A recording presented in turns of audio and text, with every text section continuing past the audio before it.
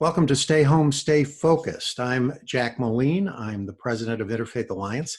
My special guest today is Reverend Stephen Martin, who is the Director of Communications and Development for the National Council of Churches.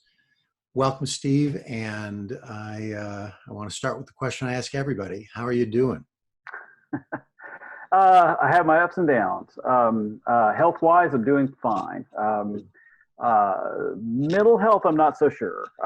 It's the isolation, and I think really just kind of the inability to think through what future plans might be is really a hard thing. It reminds me very much of how Muslims will always talk about the future by saying, inshallah, if God wills. And it's kind of an important thing that I've learned because you know, maybe this is the way everybody else lives. We don't know what the future is going to bring, but man, it's sure tying me in knots right now. Wow. And you, especially you go into work every day at the Methodist building where there is so much activity all the time. Yeah, yeah. All of a sudden, it's just a compact world. It is, and I remember it well when I remember it. It was March 12th because it was the day before my triplet's birthday on March 13th, and it felt like just a series of dominoes fell, just one after another, where meetings were canceled, things were closed, and we just kind of all looked around the office and said, we can't come back here, and Right. And that was it, and we've been all working from home ever since. And I'd say we're working harder than we ever have. It's been a very, very busy time. I would agree with you. And one of my favorite phrases in tough times is "This too shall pass," but maybe like a kidney stone. So yeah. And I've had 3 kidney stones, so I know what you're talking about. So when you're trying to focus on something other than the exigencies of this lockdown, how are you attempting to keep your focus? I mean, I think what I've learned about myself through these ups and downs is that one is that I have to keep a glass of water handy at all times. I getting in a habit of staying hydrated really has helped. I'm also just astounded at how physically out of shape I've become so quickly. Yeah. And I would, you know, if you think about it, my commute included a walk from Union Station up Capitol Hill and back down every day. It's about, you know, a couple miles maybe, 30 minutes of walking every day. It was enough. It was enough to keep me tuned up. And then as far as staying focused is concerned, really staying on task. There's no difficulty with that. There is so much happening. There is so much work that needs to be done. And although the news tends to focus mostly on what's happening with the disease and the pandemic, the same civil rights issues that we've always been dealing with still keep happening in the midst of all this. And it is, and in so many ways, this pandemic has on the great divides that we try to heal so clearly that again the work just is so very important. It does feel sometimes like there are folks trying to take advantage of the fact that our attention is diverted away from the issues that persist. No, come on, Jack. No, really. Definitely. I would definitely agree with that statement. Yeah. So let me ask you sort of generically, what's the kind of work that you do for the National Council of Churches? So communications and development. The development piece is it's self-explanatory. That's fundraising. The communications piece is much more nebulous, really. It is keeping the message of the work that we are doing out before people all the time. It is sending emails. It is doing social media. It's coordinating with other groups around messaging and resourcing. And again, during this pandemic, I think most communicators would tell you that when all those meetings shut down and when we could no longer gather, that it seemed like Again, this is anecdotal for sure, and don't let it sound like complaining, although it kind of is. That I think that communicators would generally tell you that everybody's idea for how to keep themselves relevant and keep going during this time ended up being good ideas for the communications directors to do. So I suspect anybody in any organization would tell you a similar tale, because I know we've all been just buried. But the challenge of keeping people, keeping the message going, and in a very, I would say, much more crowded space. It's what keeps me awake at night. Yeah. Well, you have a background in film. You have quite a career. I don't know if it was always a side gig for you, but it was always an important part of your life. Is an important part of your life as a filmmaker. It started as a side gig. Yeah, it was. I'm one of these guys that's a perpetual hobbyist and very OCD in those hobbies. And one of those hobbies that I picked up in 1999 was editing video on a desktop computer. At that point, that was a very novel idea.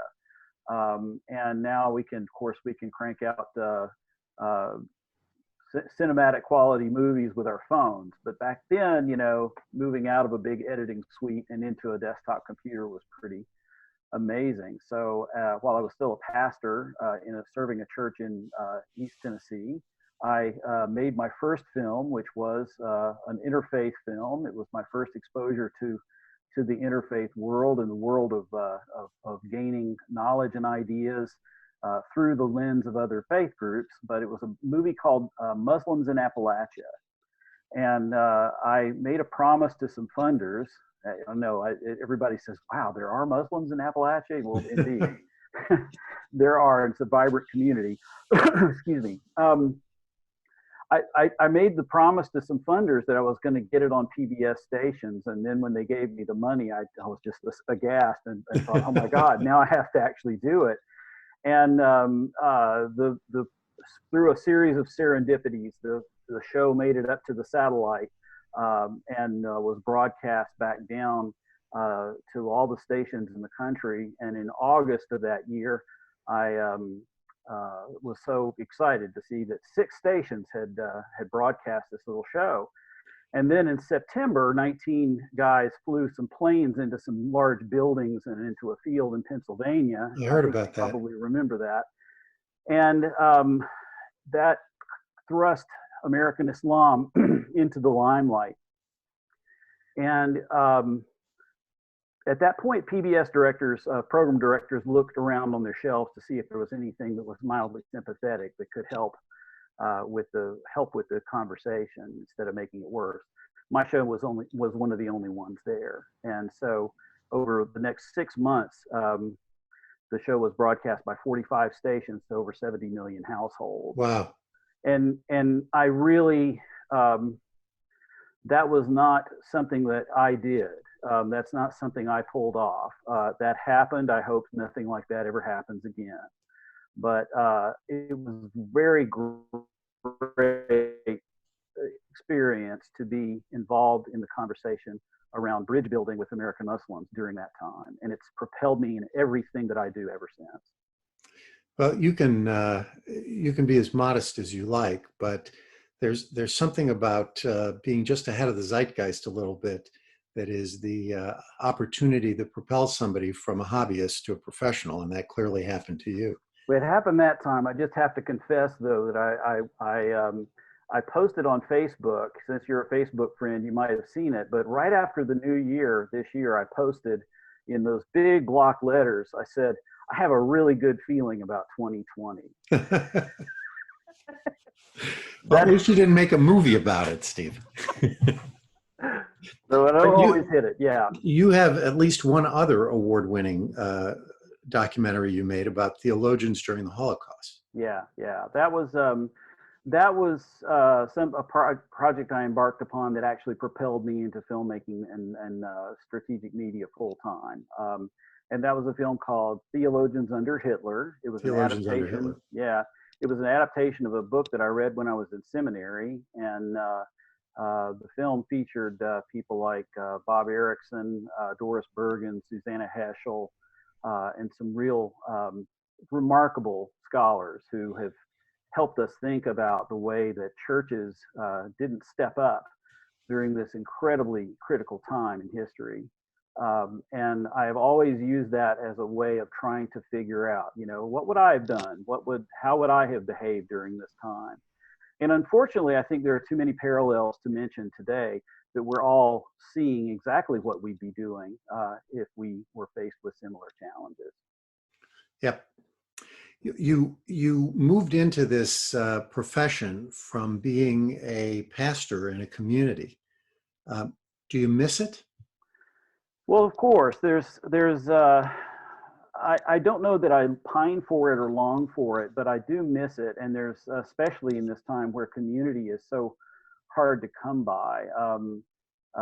Again, going back to the problem of isolation, there is something really, really special about, and I think the longer I go when I'm not a pastor in a local church, the more I understand the task at hand.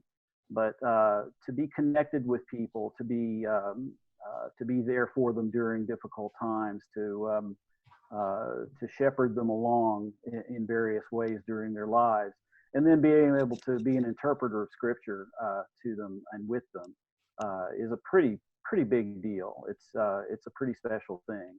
And who knows? I have never closed the door and said, I'm done with that. I'm never going to do that again. I don't think I will, but it's not because I don't love the profession. I got it. Yeah, I bet you do. You have sort of three different ways that you have primarily communicated with others during the course of this career. Through film, which is a medium that separates you from your audience. You rarely see how people react to it. From the pulpit, which couldn't put you any closer to every individual human being if you wanted to. And now in a sort of give and take that's a hybrid of the two. I was a communications major when I was an undergraduate, and that was when Marshall McLuhan was all the rage. And he talked about the medium being the message and spoke almost with a sense of degradation of screen communication that separates people from the human touch and all of that. How do you view that today when it looks like, just as you and I are doing now, the only way people can have a conversation is mitigated by the screen? Wow, what a great question. I mean, I worry about it. I worry about it a lot because I think we have seen another form of communication, social media, be both a blessing and a curse. In the early days of Facebook, I remember it was just so exciting. I was able to reconnect with kids I had in my youth groups back in the in the 80s and 90s. Yeah. I was able to see their marriages and their kids, and just that was so cool. And I also had a lot of really great lunches that came out of that because I reconnected with old friends, and we hey, let's meet somewhere in the middle and have lunch. And so there was very much a human touch element to it. Now it's evolved, obviously, and unfortunately, I think if my to be honest, if my profession did not require me to be on Facebook and social media, I probably would love to just drop off altogether. I like to say that if someone is your Facebook friend, it's not so much it's your friend, it's who you allow into your most intimate spaces in your house. Because that's where you're letting people. Sure. And if they say something that triggers you in some way, and I'm fairly easily triggered, believe it or not, then you're allowing them access to a space in your life that is it's artificial, it is moderated by a medium, and it is not the kinds of conversations we would typically have when face to face. And it's so easy to fall into that space and take up residence there when you're barraged with it. It is. And I think though that there's also a you know, if we can find the positives in this time, the Zoom conference has allowed me to reconnect with people in a similar way. So I have a group of pastor friends from East Tennessee. Usually I only see them once a year when we stay in a house together at our annual church meeting. And then we go the whole year wishing we could be together, but we're not. But now somebody came up with the bright idea of having a Zoom happy hour every Monday. And it's, you know, honestly, I feel like I'm back in their lives and they're back in my lives again. And that's a gift. What would really be cool is if we found a way to continue that after the social distancing requirements let up, and we could really use this time in some way to rediscover the importance of that human connection. The future for all of us in that regard is a complete unknown. Right. And, you know, it will be up to people like you, like me, to take advantage of these things that we found elevating during this time and do something with them. Sure enough, yeah. I want to shift a little bit because you weren't just a pastor, you were a United Methodist pastor. You are a United Methodist pastor. And among the things that's been lost from our attention are the troubles that are facing the denomination, because it is a worldwide denomination and not one that is grounded either in the United States or somewhere where what goes on elsewhere doesn't make a difference. How has the pandemic impacted the impending rift in the United Methodist Church? I have to point out that I'm also mildly dyslexic, and I don't know how many times I've written, instead of United Methodist, I've written Untied Methodist, and that's you know, that's a common joke amongst us all, but this is what we're worried about, that we will become untied, and what that means for all of us. I heard it said lately that prior to the pandemic, all United Methodists were, what are we going to do about sexuality? What are we going to let gay people in our churches? And now the question is, are we going to get to come to church? And therefore, it's this has been a reframing time. This has been something that has, for a lot of us at least, really made us think about the nature of human relationships and the importance of human relationships. And I don't know how it's going to go. All the meetings, of course, have been that were supposed to take place to make these big decisions. They're all postponed. So the conversations in many ways have been tabled, but to the best of my knowledge. However, again, it is my hope that through this loss of connection, we will start really thinking about and rethinking the ways that we understand human connection and the way we understand congregational life. And my hope is that will be a much more inclusive kind of church. Great. So your name is not uncommon, but you share it with someone who is well known.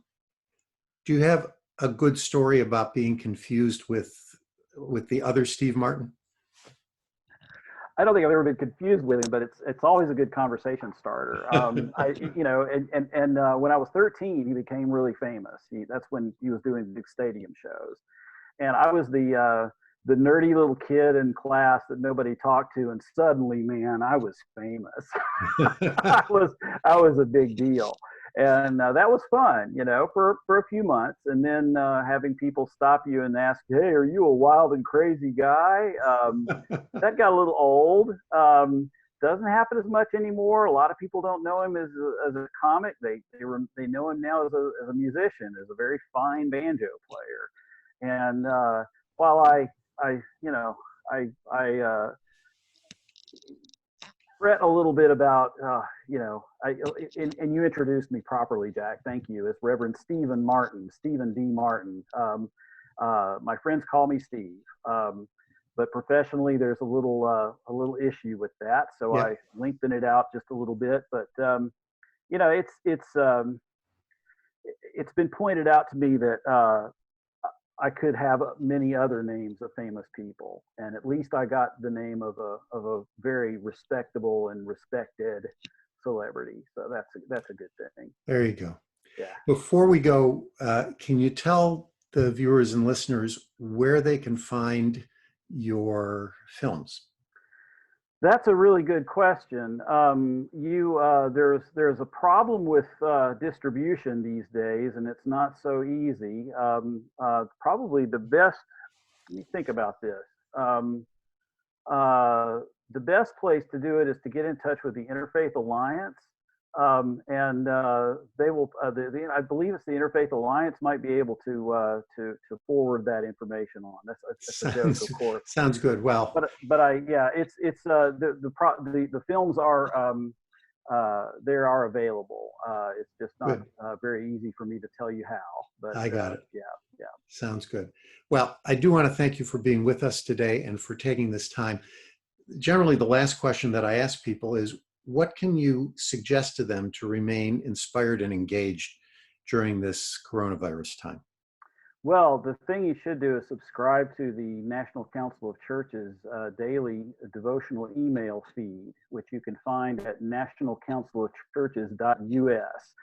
And we are gathering scriptures and devotionals, and they can be of an interfaith character most of the time. But we are distributing those every day, and we would like to have those everyone tune in. Otherwise, I think it's just to get outside, connect with people you love, and just try to get as much sunshine and vitamin D as you can. And of course, wear a mask, wear your gloves, and stay clean and healthy.